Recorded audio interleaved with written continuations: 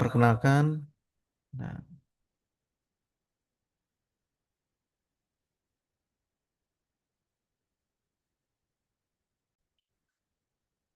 oke. Terima kasih. Perkenalkan, saya Krisna Ciputra dari kelas Informatika IFD, kelas IF 701. Nah, dengan mata kuliah Computing. Dalam video kali ini, saya akan menjelaskan mengenai tugas UTS Cloud Computing untuk semester 2025, untuk tahun ajaran 2025-2026. Nah,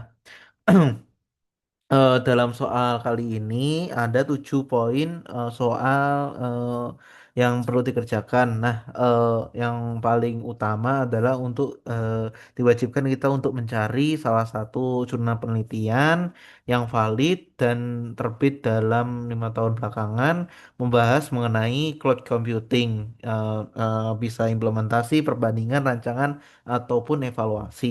Nah, dari jurnal tersebut kita diwajibkan untuk mencari 7 poin berikut. Nah, oleh karena itu tugasnya udah saya kerjakan. Nah, berikut jawaban soalnya.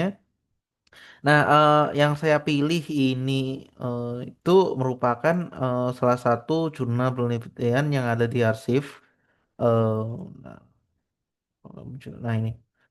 Nah, penelitian ini mengenai meta heuristic load balancer for computing cloud computing system. Nah, ya sudah kita ketahui pada umumnya cloud computing pasti menggunakan load balancer untuk membagi beban kerja services yang digunakan. Nah, oleh karena itu semakin efisien pembagiannya, semakin bagus juga hasil computingnya. Nah, ya pada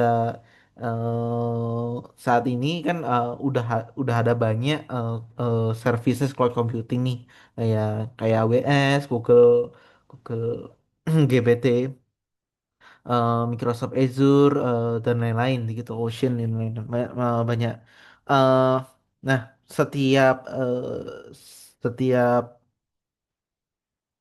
setiap cloud system yang ada sekarang pasti menggunakan load balancer. Nah, load balancer ini ya seperti yang saya sebutkan sebelumnya berfungsi untuk pembagian kinerja antar node. Jadi semakin eh, jadi setiap cloud computing pasti punya banyak node, bisa sampai ratusan ribuan, dan tersebar di tempat-tempat di lain-lain untuk menjaga availability-nya. Eh, nah, agar agar semua node-node ini dari tempat yang berbeda-beda dan banyak ini bisa digunakan bebarengan. Nah, maka muncullah metode load balancer. Nah, load balancer ini eh, saat ini eh, menurut saya sudah efisien. Namun dalam jurnal ini eh, jurnal ini membahas untuk penerapan algoritma yang lebih efisien lagi dari yang ada sekarang. Nah, salah satu metode yang digunakan adalah meta heuristic load balancer. Nah, meta heuristic sebenarnya algoritma sih ini termasuknya. Tapi namun algoritma ini ada banyak turunannya. Jadi untuk satu kesatuan itu namanya meta heuristic algorithm. Nah, turunannya dari meta heuristic ini nanti saya sebutkan di sini juga. Nah, mungkin latar belakangnya ya dalam tanda kurung ya, yang saya sebutkan sebelumnya ya, node-nya banyak, habis itu pembagian resource CPU, RAM, bandwidth, dan lain-lain, service-nya jalan terus-menerus sehingga membutuhkan availability yang sangat bagus. eh,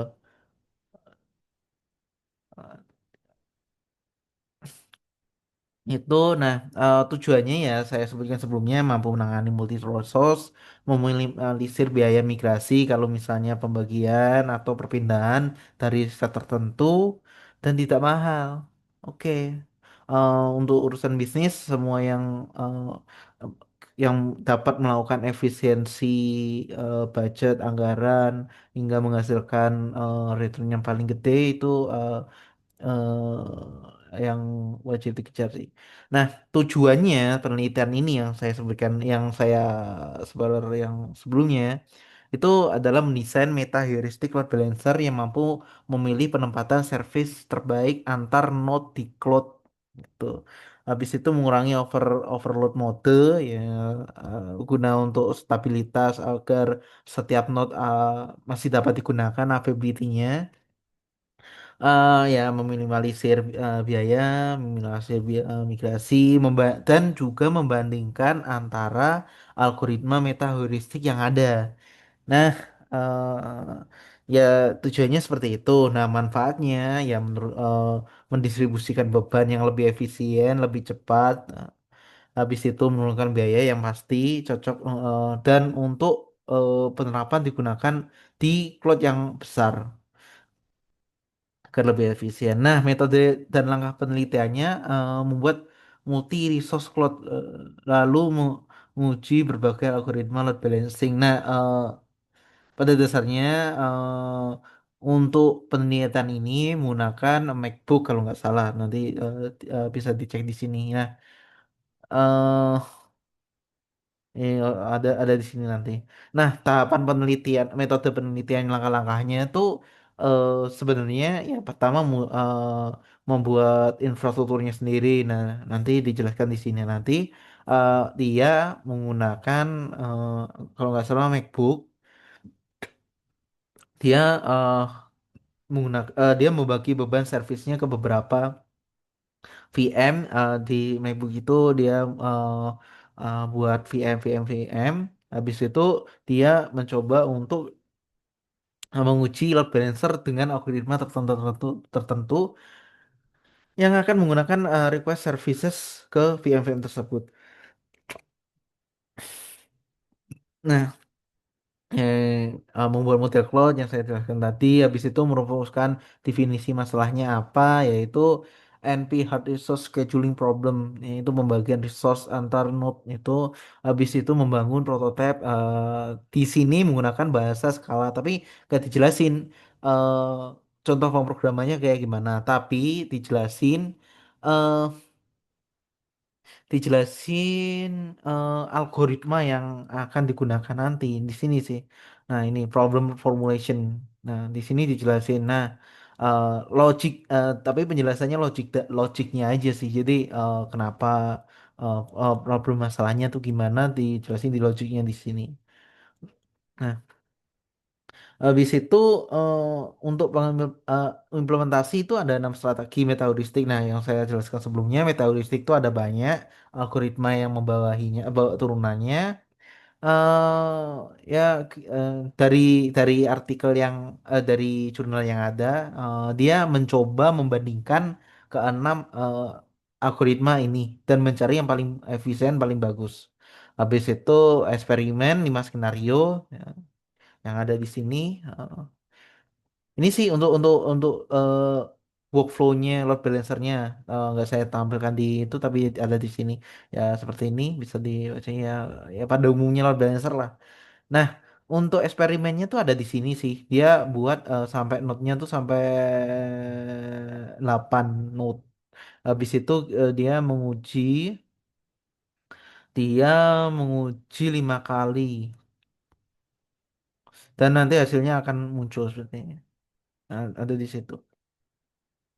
Nah, teknologi yang diterapkan apa aja sih? Ya, balanced metaheuristic yang tadi algoritmanya ada greedy algorithm, simulated annealing, tabu shard, general algorithm GA, seed generatic algorithm SGA, dan full scan. Nah, yang bahasanya apa sih skala? Karena ya, no. Mungkin karena menggunakan lebih efisien CRM Oracle, habis itu Oracle Java, dan juga platformnya menggunakan MacBook Pro. Nggak tahu kenapa, tapi di sini dijelaskan sih menggunakan Intel i5 sih. Ini. Oke. Habis itu. setiap resource dibagi per CPU, memori, bandwidth, IOT, input output. Dan bentuk VM dengan biaya migrasi tertentu. Nah, hasil penelitiannya ini conclusionnya apa conclusion namanya. Ya, conclusionnya itu tuh menjelaskan dari hasil penelitian yang ada di jurnal tersebut dari 5 algoritma yang dicoba tadi menggunakan 5 skenario yang telah diterapkan. Nah, itu tuh dia tuh menentukan algoritma yang paling baik itu SGA. Seeded Generative Algorithm. Kenapa? Karena waktunya lebih efisien, lebih cepat, kualitasnya lebih baik daripada GA Generative Algorithm. Nah, Generative Algorithm seperti biasa, eh, sehingga eh, sehingga membutuhkan waktu lebih sedikit untuk testing eh, lain-lainnya. Nah, habis itu yang kedua full scan. Namun, bagus.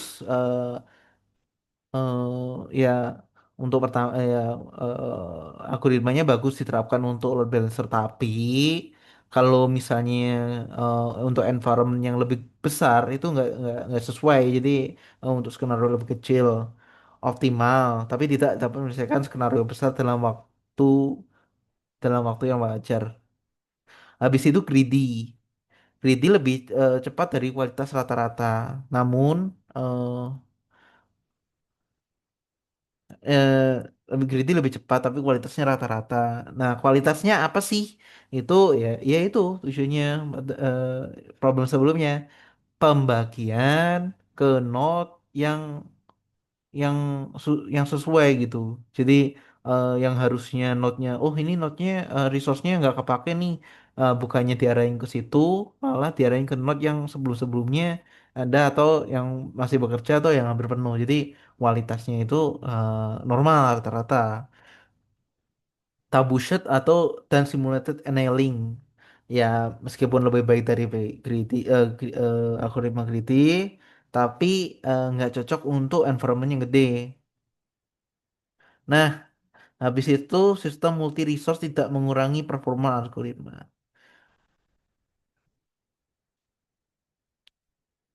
Nah, habis itu yang nomor 6 soalnya soal nomor 6 yaitu penelitian yang bisa apa sih penelitian yang bisa dilakukan selanjutnya. Nah, eh, yang sebelumnya load balancernya udah kita teliti gini-gini ini jadi selanjutnya untuk cloud computing kita bisa meneliti containers yaitu ya, ya istilah umumnya sih ya tools yang paling banyak digunakan Kubernetes.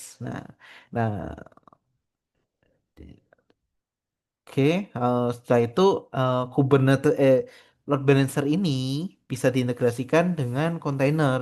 Jadi kontainer mana sih yang kosong? Jadi semakin efisien penggunaan resource-nya. Kenapa sih harus kontainer? Nah, nanti mungkin tugas selanjutnya. Nah, ya yang sudah saya tampilkan di sini, kenapa sih harus load balancer? Kenapa sih harus Kubernetes diterapin di load balancer? Karena eh, di di containers itu tuh ada fitur auto scaling mechanism.